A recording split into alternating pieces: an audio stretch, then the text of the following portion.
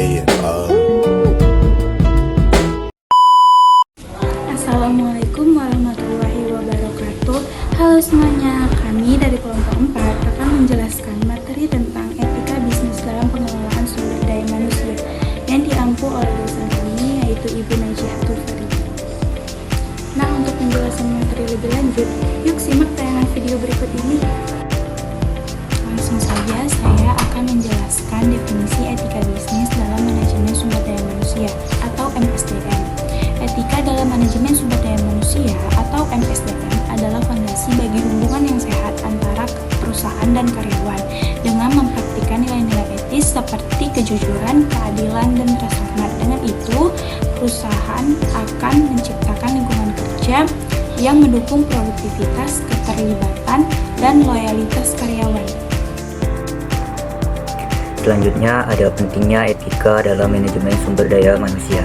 Yang pertama itu meningkatkan kepercayaan. Etika dalam manajemen sumber daya manusia dalam memperlakukan seorang karyawan itu akan membuat mereka merasa dihargai dan dihormati. Nah, misalnya ketika sebuah perusahaan memberikan upah yang layak dan bersikap adil kepada seorang karyawannya, hal itu akan menumbuhkan rasa percaya.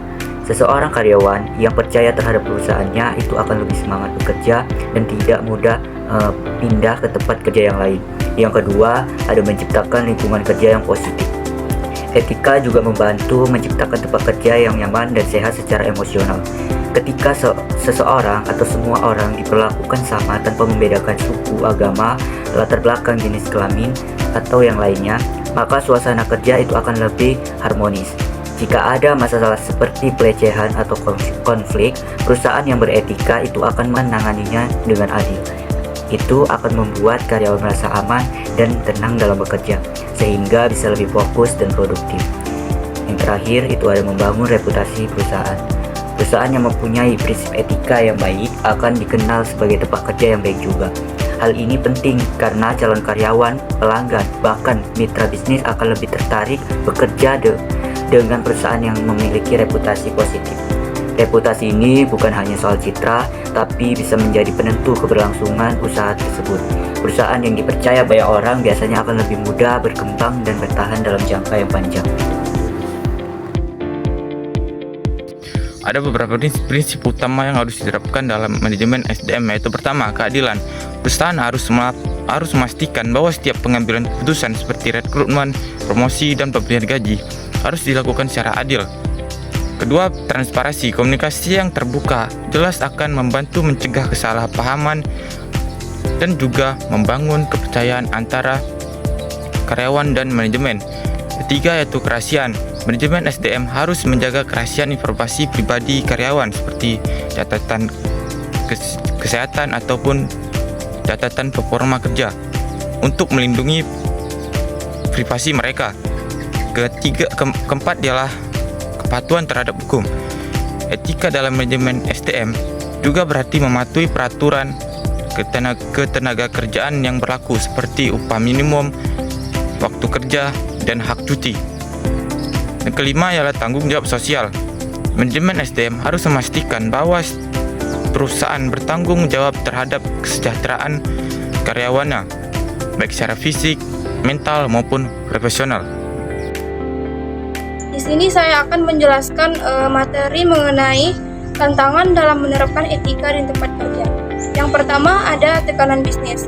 Terkadang tekanan untuk mencapai target bisnis dapat menyebabkan manajemen melanggar prinsip-prinsip etika, seperti memotong gaji secara sepihak atau manipulasi data kinerja karyawan. Yang kedua ada diskriminasi. Meskipun banyak perusahaan memiliki kebijakan anti diskriminasi, bias tidak sadar masih sering mengaruhi keputusan dalam rekrutmen, promosi, atau pengelolaan kinerja. Yang ketiga, kurangnya kesadaran. Beberapa pemimpin perusahaan mungkin tidak sepenuhnya memahami pentingnya etika dalam manajemen sumber daya manusia, sehingga kebijakan dan praktik etis sering terabaikan. Yang keempat, perubahan budaya kerja. Di era kerja jarak jauh, tantangan baru muncul, seperti menjalankan komunikasi yang etis dan adil di lingkungan kerja virtual. Saya Fauza Fona di sini akan menjelaskan materi selanjutnya, yaitu cara membangun kepercayaan melalui etika. Yang pertama itu menetapkan kode etik perusahaan, yang kedua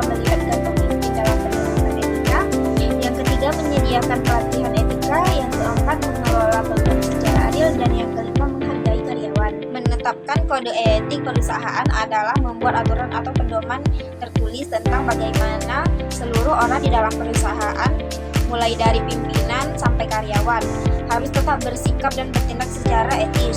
Tujuannya bukan cuma untuk mengatur, tapi juga untuk menunjukkan bahwa perusahaan ini punya prinsip, punya nilai-nilai yang dijunjung tinggi. Melibatkan pemimpin dalam penerapan etika adalah menjadikan para pemimpin seperti manajer, kepala divisi atau direktur sebagai contoh utama dalam menjalankan nilai-nilai etika di perusahaan. Menyediakan pelatihan etika adalah memberikan pembelajaran atau pembekalan kepada karyawan tentang bagaimana cara bersikap dan mengambil keputusan yang sesuai dengan nilai-nilai etika perusahaan. Mengelola keluhan secara adil adalah bagaimana kita menangani komplain atau keluhan pelanggan dengan cara yang jujur dan terbuka. Nah, yang terakhir itu ada menghargai karyawan. Menghargai karyawan artinya kita mengakui bahwa setiap karyawan itu penting dan punya peran besar dalam keberhasilan sebuah perusahaan.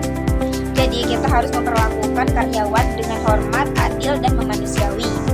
Misalnya mendengarkan pendapat mereka, memberikan pujian atas kerja kerasnya, memberi upah yang layak, dan menciptakan lingkungan kerja yang nyaman dan aman.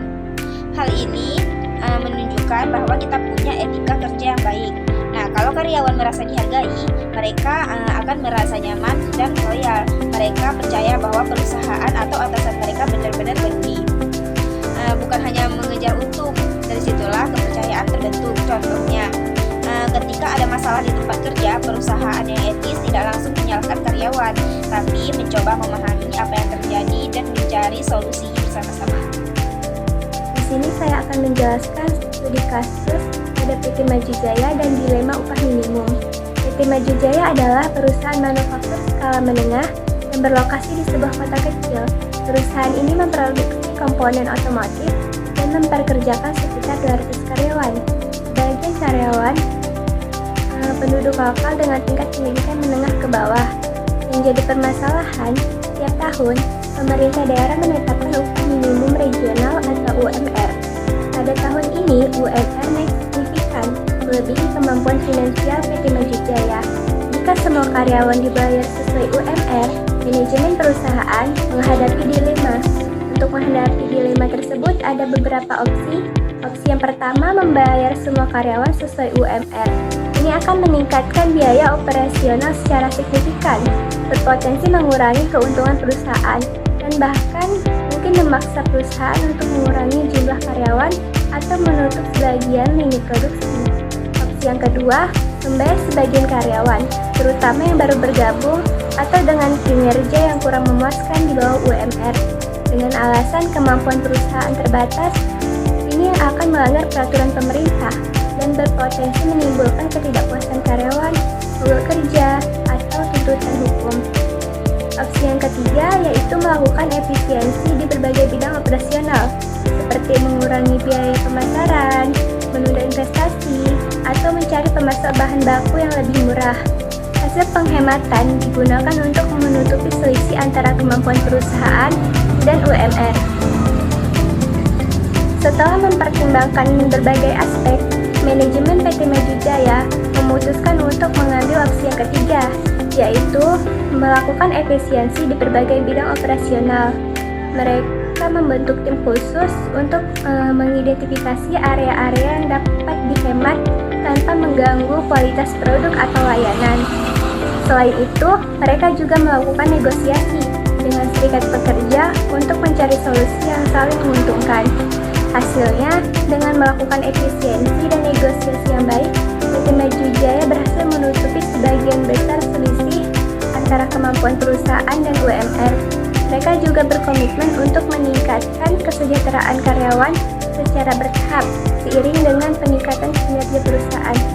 Sekian dari saya ucapkan terima kasih. Jadi, etika bisnis dalam manajemen sumber daya manusia itu sangat penting karena dapat menciptakan lingkungan kerja yang positif, adil dan produktif, seperti kesetaraan dan keadilan untuk karyawan, transparansi, serta pengakuan hak-hak karyawan, penghargaan, dan juga keadilan sosial bagi karyawan. Dengan menerapkan prinsip-prinsip etika bisnis dalam manajemen sumber daya manusia ini, organisasi dapat menciptakan lingkungan kerja yang positif, dan dapat meningkatkan kinerja organisasi secara menyeluruh. Sekian hasil presentasi dari kelompok kami. Lebih dan kurang kami mohon maaf. Wassalamualaikum warahmatullahi wabarakatuh.